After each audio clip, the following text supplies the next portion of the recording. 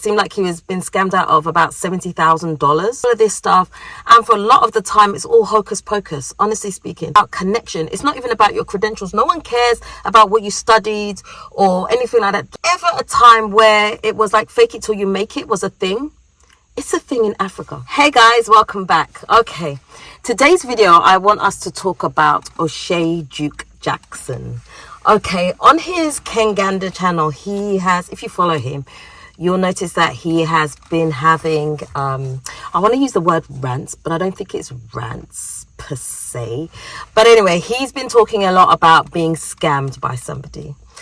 And the reason that I wanted to do this video is because I feel like a lot of the time when people are scammed in Africa, right, the diaspora is scammed in Africa, first of all, we don't like to talk about it because, you know, it feels like there's an element of shame, or how did this happen to you? You know, there's a lot of judgment that surrounds that, like, how could you let that happen to you? And you know, you even wonder, how did it happen? But it does happen. People get scammed a lot.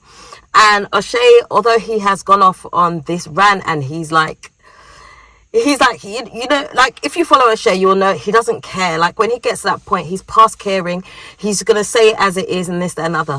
But I believe from watching the live that he did, it's something that happened some time ago, but it's been in court for some time, so he wasn't actually able to speak about it.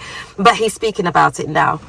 And it's not so much that I want to even reflect on what happened to him specifically, but it's more so to do with the wider issue of scamming when it comes to being in Africa.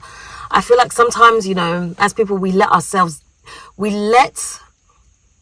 our defense mechanisms that we would normally have in other places, we let them down when we're in Africa, because we feel that, you know, we're relating to people who think like us. We feel like because they're on the continent, they think like us, they move like us, you know, they have the same accent as us. So it's like these things buy people brownie points almost, and it makes you bring your wall down. And honestly speaking, when it comes to O'Shea in particular, I feel like it probably would have taken a lot to scam him. And from watching the video, it seemed like he was been scammed out of about $70,000 or something like that, right? If you want to know the ins and outs of the scam, I mean, I'm not going to go into that here. You can watch his live and he'll tell you everything you need to know about it. I'm not really going to go into that. I'm just going to touch on it just surface level, right? And use it as a reference point. So pretty much, you know, we let our guards down. But I think when it comes to O'Shea in particular, I feel like it would have been harder to scam him, because he's one of these people that's been in Africa for so long, right? He's not one of these people who has been in Africa for like under a year, where they're just so excited, and so they're almost like this naive child almost, where it's like, oh, this shiny new thing, yes, I want to help, I want to buy into, and then they get scammed. It's not like that. O'Shea's been in in Africa for so long now, that for him to have got scammed, it would have taken a lot for it to get there. But it just shows you that it can still happen. Sometimes, you know, people present themselves, when they feel that they have something in common with you, people present themselves as they're going to help you. They can do this, X, Y, Z for you. They could do all these amazing things to help elevate your career, connect you with business people, all of this stuff. And for a lot of the time, it's all hocus pocus, honestly speaking. A lot of the time, these people that speak with so much confidence really have nothing but air to actually give you. I feel like if you're going to work with someone, work with people who have proven proof of something, right? People that have been on the ground for a long time, people that are not desperate for the money. Like, they can, you know, like, they could take it or leave it. It's like, okay, I can help you, but, you know, if you don't want my help, hey, that's also cool. But I feel like when people are on you a lot, you know, your guard has to be up a bit. You know, the red flags have to be showing for you. But it's so easy excuse me, it's so easy to let your guard down. And, you know, I've been in situations myself where I've almost fallen into things like that as well, because, you know, you feel like someone's on your wavelength, they understand where you're coming from, you have common ground, you know, you could probably do amazing things together, and it's so easy to fall into that trap. And a lot of people do. I have stories for days about people. I remember some time ago, when I was pregnant with my last born, right, I met this amazing midwife woman, lady, and she, you know, she was married, and then they had come across, her husband had come across this man who was like, you know, was making friends with them and stuff like that, and decided to do business together. Business fell apart. You know, they lost a whole bunch of money. In the end, he had to, the husband had to leave and go back to the UK because they had been just scammed out of so much money. And it's not the first story. Like, there's so many stories where it happens to people because people are so eager to do business when they come to Africa, right? They're so eager to get their hands into certain things. And I get it. I really do, because a lot of the time when you're in Africa, it's about connection. It's not even about your credentials. No one cares about what you studied or anything like that. They don't care. That really means zero. It's probably like 10% of the whole deal. It really doesn't mean a whole lot. It's more about your connections, who you know, who can connect you to people. That is what it is about fundamentally. So if you're coming to Ghana and you realize that, yeah, it's easy to say, okay, well, this person can potentially connect me to this, and this. And so you kind of ride the wave where you're like, okay, they can open up doors for me. And you're so focused on the fact that they can open up doors for you that you haven't actually looked at how integrous this person is, right? It's harder to see these things. Like, do they really have the connection? Because I'll tell you one thing, and I'll speak for Ghana, right? A lot of people have a lot of fluff about them. I'm not going to lie to you.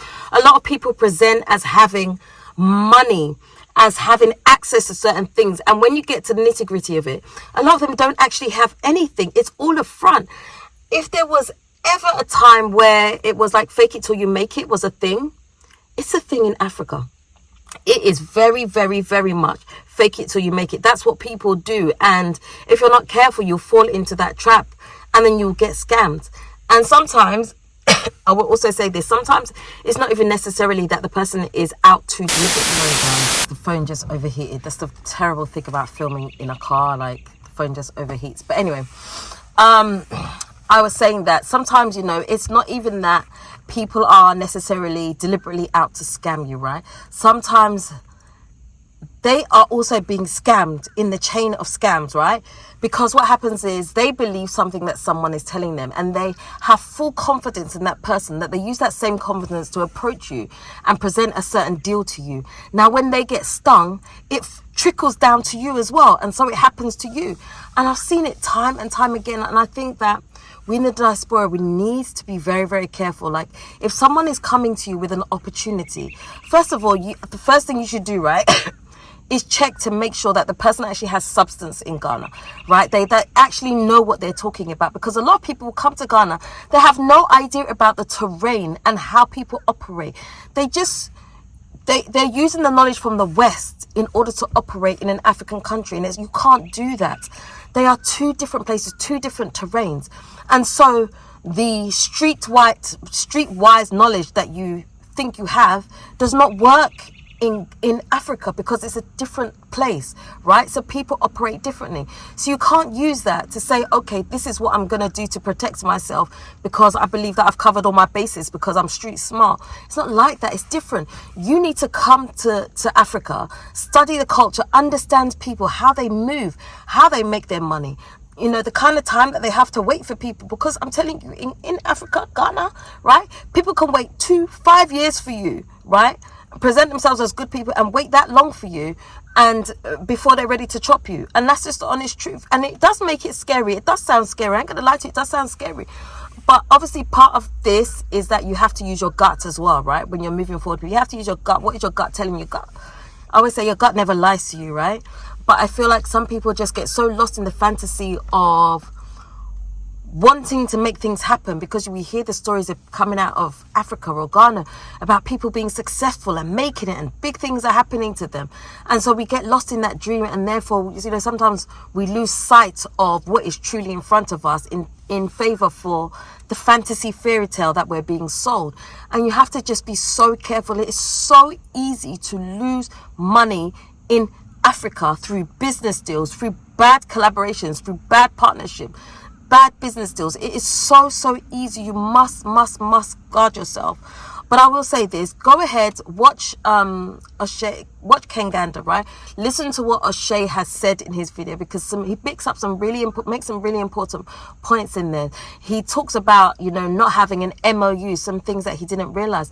So while he was trying to do some of these events, he didn't have an MOU that was signed, and so some of the events that he paid out of his own pocket, he wasn't even recognized for having these things, because the brand never recognized him as being the one who had put down the money, right? And so he was paying double for things, and, you know, he was using people's premises who didn't even know who he was, and they were getting kicked out. Like, all kinds of things were happening. And some of it sounds crazy, but it's so true, because Africa can be that wild. People can be that wild. People have, I don't know if this is a real word or if it's just an African word. People have the gumption to do certain things, and you wonder where they get the gumption from. I don't know. But, you know, anyway, all of this to say is, keep your head on your shoulders when you're going to do business deals, when you're going to do collaboration. Don't assume that someone has your back. Make sure that you've covered yourself. Whether it is your best friend or whatever, make sure you have yourself covered, right? Get those agreements down on paper. Get these things, get your receipts. O'Shea has receipts about certain things, right? So if it goes to court, he can bring out certain things, right? But it's like some of us are not even collecting receipts. We're not recording conversations. You should record conversations. If you're having business meetings, record the conversations, so we all know what's been said and who has said what. Film things, all of that good stuff. I don't see that anybody that's being genuine would have a problem with someone recording something, okay? And at the start of your conversation, always say, I'm recording you, just to avoid any problems. Little tip there for you. But yeah, just like, you know, make sure that you are being aware of what is happening, right? Don't just jump into business deals because you think it feels good, or because you think that the person has some type of notoriety. It doesn't work like that. Africa can be very savage. It's a great place, but it can be very, very savage if you don't put all your ducks in a line properly. Honestly speaking, I'll just say that. It's happened to too many people, and it's happened to very, very smart people. So you just have to be very, very careful and make sure you cover your bases. Don't get lost in the fantasy of wanting to create such wealth, or wanting to do this beautiful business, that you rush without having covered your bases properly. And that's all I'm going to say on that. But anyway, check out Kenganda. He's showing amazing things on his channel. Support the cause, you know, and all that good stuff. But anyway, I'm going to end the video there, right there. If you would like to do a one-to-one consultation with me about moving to Ghana, then you can send me an email to dela@mortodela.com. If you would like to purchase some of my whipped shea butter, you can also send me an email, or you can check out the website, fafabydela.com. Also, I told you this is the year of promotion, hey? No more shying away. Also, if you would like to move to Ghana and you're looking for a soft landing and you would like somewhere to stay either long term or short term, I have 2 one-bedroom Airbnbs that are available for rent. You can hit me up, same email address, and we can have discussions from there. And that's the thing. If you have not already subscribed to this channel, do me a favor, hit the subscribe button and the notification bell. Don't forget to also like, comment, and share this video. Until next time, I am out. You're giving me wind and rain. You're some kind of butterfly. Baby, you give me midnight. You whip up my appetite. Don't leave me here high and dry.